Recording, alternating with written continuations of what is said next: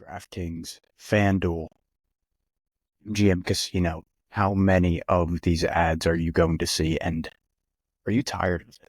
Are you tired of the betting culture that's been created in the United States? Well, we're going to get to talking about that today in the last final episode of this little mini series that I'm doing on sports. We're talking all about sports betting.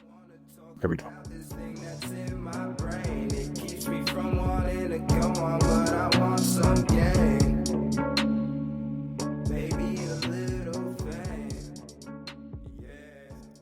So, if you made it through, if you've been watching the sports series, I really appreciate you. If you enjoyed it, leave a like, leave a comment below, hit that subscribe button if you haven't already. I know a ton of you have, and I really, really appreciate you guys. And with all that, again, can't thank you guys enough. I'm going to close this out with sports. Now, I believe, I'll have to go comb through the archives a little bit. I believe that I have talked about this before. I believe specifically I talked about this when it came to Shohei Ohtani, but I think it warrants its own episode. Now, when you go back to sports betting and its legalization seemingly all over America, you have to look back at when it was legal. So first, there was a decision made, I believe, in the 90s where it essentially ruled that it was illegal. Ever since 2018, we've had an overturning or a Supreme Court ruling essentially saying that the federal government was no longer going to ban sports betting. Ever since that time, 2018, you've seen massive uptick in companies, like I said, DraftKings, FanDuel, over in the intro there, taking massive stock and becoming stocks, becoming tradable, and actually expecting a profit. You're looking at billions and billions. I believe it was over $50 in sports bets were put out by Americans last year. Companies are profiting well into the billions at this point. And you got to think, is it good for society? Is it good to have this type of pressure put onto the society? Now, again, I want to link back to that NIL conversation. When you're talking about players, you're being able to bet on college kids. Is it a great thing? You're talking about NILs and players who are getting paid, and maybe you have players who are not getting paid. And is it the right thing to have right in front of their faces? Yeah, they might not be able to bet, but you think those kids, those players all over the place can't see the lines? They can't see where they're at, what their prop bets are? If you don't know what these are, I'll explain in a minute. But you have a major conflict of interest, I believe, in that specific scenario. And you can even say the conflict of interest is everywhere. To allow it and to essentially allow players to, in major leagues, to bet on anything except for their own sport is, well, you're just asking, you're playing with fire, in my opinion. And when it comes down to it, to allow this betting, to allow sports betting to come in, I think has been a massive change in society. And you can actually see it. There's been studies put out now. I was reading something over by the Mayo Institute. They were talking about the relationship breakdown when it comes to a sports gambler in the relationship and just how degenerative it can become. There's some statistics out there saying now that of all of the different types of gambling you're talking about, like, horse racing, you go into a casino, playing cards with friends, all this stuff, the one that's most likely to lead you down the road of an actual degenerative, addictive condition is sports betting. And it's something to really consider. If it's something that you're into, I'm not saying that you need to stop it. I'm not trying to tell you what to do. But what I am saying is, I guess asking you, does it change the perspective and the way that you watch the game? I know that I messed around with it at some point. Get DraftKings, they had these sick offers, or put in $5 and you get $200 in free bets. And I rode those free bets out for a long time. Eventually I lost the money, but a long time I kept that free money in my account. Kept playing around with it, bouncing around with it, acting like I knew what I was talking about when I was betting on games. And the way that I saw it, I was only rooting for what I was betting. Right? I no longer was enjoying the game. I was no longer taken aback by a crazy moment. I was preying on a crazy moment because I needed it to win the bet. I asked that again to you sports bettors if it's worth it, if it's worth changing the experience of what it is. It's one thing to be betting, handshake, friendly fiver on the game with your buddy.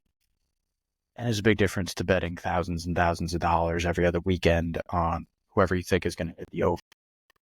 Now, to get back to it, I think there's a lot of people that don't know sports betting. As someone who I did not know sports betting until I tried it, still don't know it well, but I can explain this to you.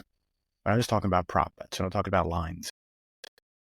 One of the main bets that almost every game now, if it's a game played, it doesn't even have to be in the country, it can be anywhere in the world, to be betting on this, a line, betting on the team, you're betting on possibly two teams going against each other and who's going to win. You might also be betting on is a spread, the difference in the score, right? What you might also be betting on is a prop bet. And what a prop bet would be something like saying, for example, this quarterback on this team is going to get X number of touchdowns or more.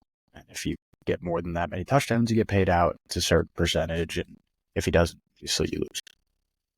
Now, this game, again, to put all of these games, what's supposed to be a game, enjoyment, entertainment, and to put it at such a high stress level, to put it at this point in this feeling where it puts you as a fan where you, again, you're praying so much more, not on the outcome of the game or not on something amazing to happen, but for anything to happen that goes your way in terms of a bet.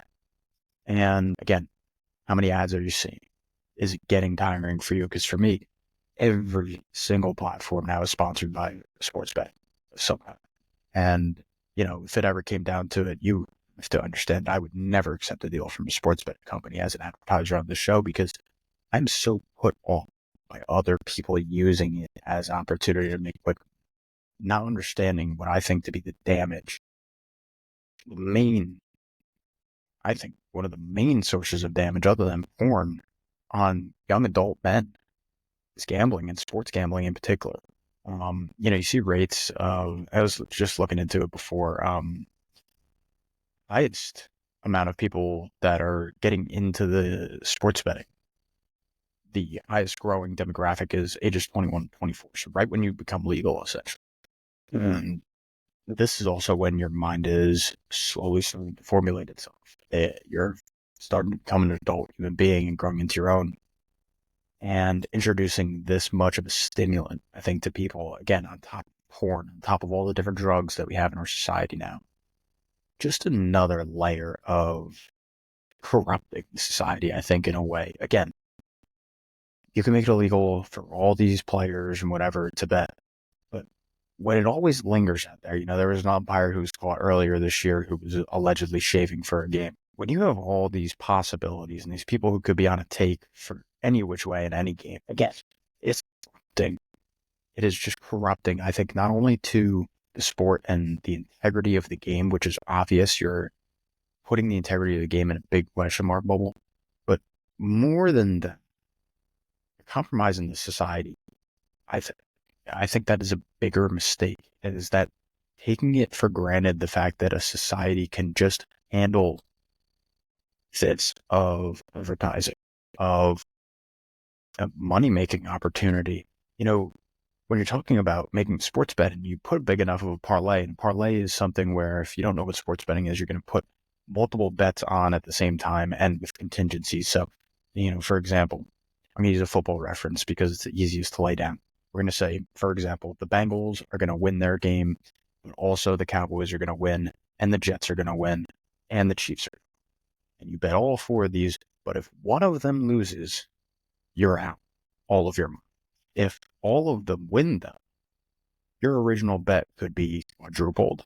It could be quintupled.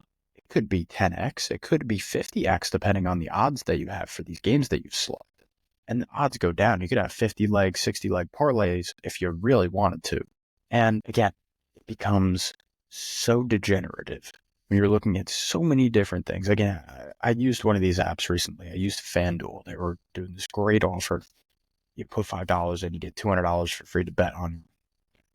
Give you my $5 and I'll see what happens. And I'm thinking,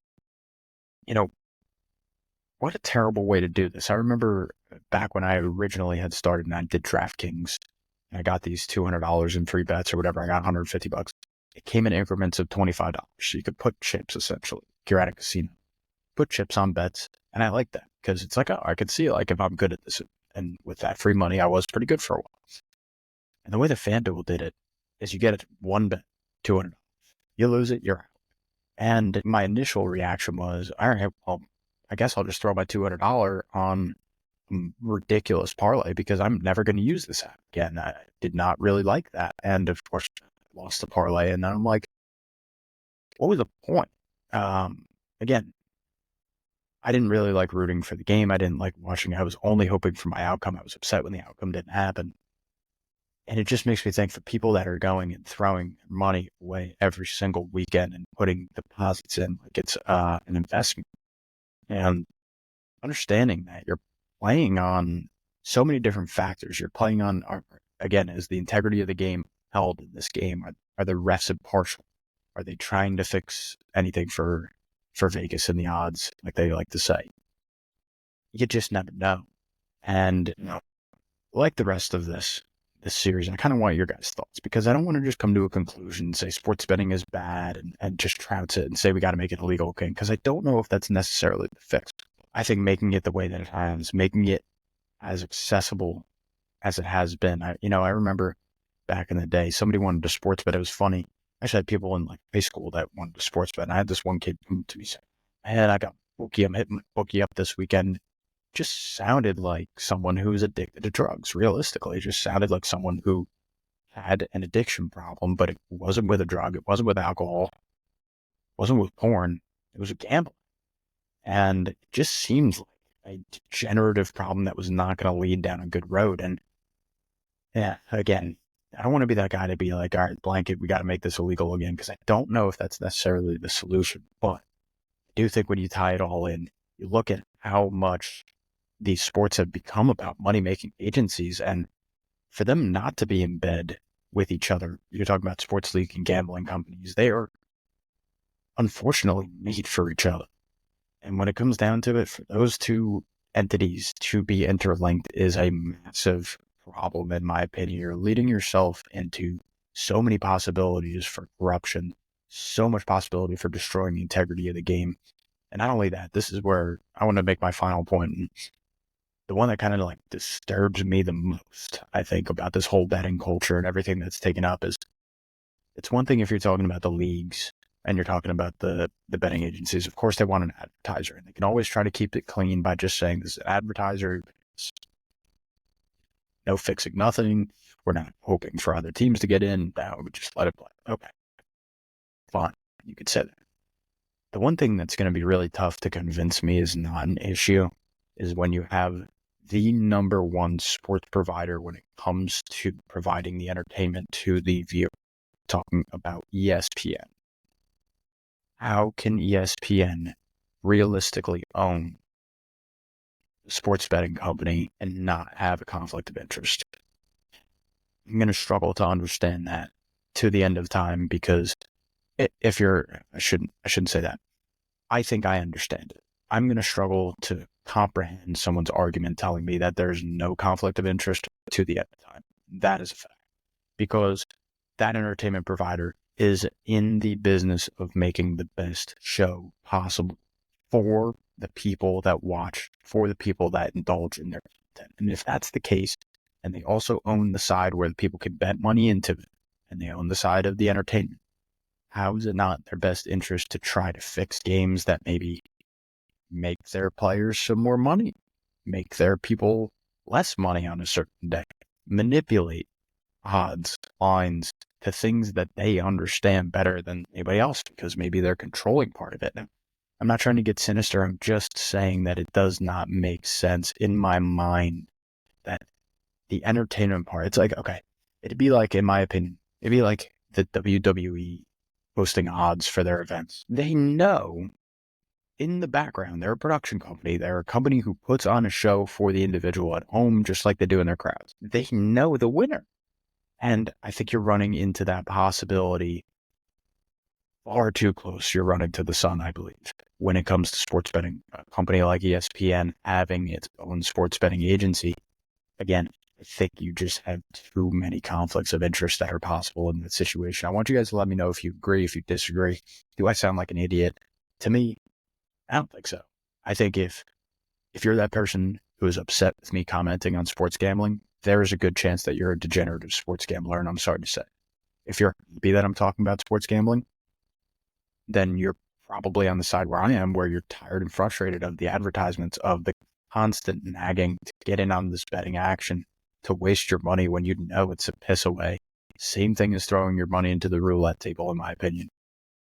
Or if you're neutral, if you think, I don't really give a shit about sports betting, well, I'm curious if you think that it is affecting your relationships, if it's affecting the people around you, if you're noticing a change in society, if you're noticing the ads. Curious. I want to know how you know. Let me know in the description how you feel. Did you like the shows? Did you like this little mini series that I did on sports? To me, again, you bring this all together. You're talking about the injuries that continue to happen. You have rule changes, like rule changes in the MLB, the Buster Posey rule, which of course I forgot to mention. The massive change to baseball, not being able to run over a catcher anymore, and making the game now you have tag rules. You can't stand in the way of a tag and this and that. There's no contact in baseball, let alone the rest of the sports and what they're doing in football, like we already talked about. Entertainment value going down in that sense, right? Not that you're looking for a catcher to get their head franked every game and for them to get sent to the hospital. No, but for that possibility of an instant, right? Possibility of a massive collision on a football field just decreased this year and over the past 5 years, realistically. And when you're talking about the entertainment value with college sports, when you're talking about the NIL deals that we spoke about in the second episode of this series, and just how, in my opinion, unfairly slanted it is to not only one sport, but one position in one sport. How much I think that's going to become a problem, and how much I think it really already is a problem. It's just under the surface. It hasn't been around long enough for enough people to be making their own case about it, I think. And you bring in sports betting. You have people that can claim an injury, people that can affect their own odds. God forbid, again, they know it. They have a line where they've got to score 25 points or else, blah, blah, blah, and they take the under and they get injured, which is something that's a basketball reference, by the way. And I'm not a basketball. So, again, you talk about all these issues. To me, I think these are the three major issues when it comes to American sports. The number one issue in football is without a doubt concussion. The number one issue when it comes to college sports, without a doubt, is the NIL. And when you're talking about the number one overall aggregate sports issue, in my opinion, depends on if you're a supporter of sports gambling. Because if you are a supporter of sports gambling, you throw this issue to the side, and if anything, you promote the issue. But if you're on the outside looking in, like you are, like me, you're not sponsored, you could just look, for me, a third eye point of view, this is going to be a problem. It already is a problem, but it's going to be a real problem. I think that it's going to take our society to a different place, to a place where, so many people are not trusting each other. So many people are just constantly angry, bitter, and I think it's going to lead us down a road of, again, just decaying and untrustworthy society. So I hope that we can come to a better understanding over the coming years and get to a better place where we could talk about, the realistic downsides of all the actions that we're taking when it comes to football safety, when it comes to baseball and trying to make the game more enjoyable by also taking away from a lot of the tradition that is baseball, like they have over the last 5 years.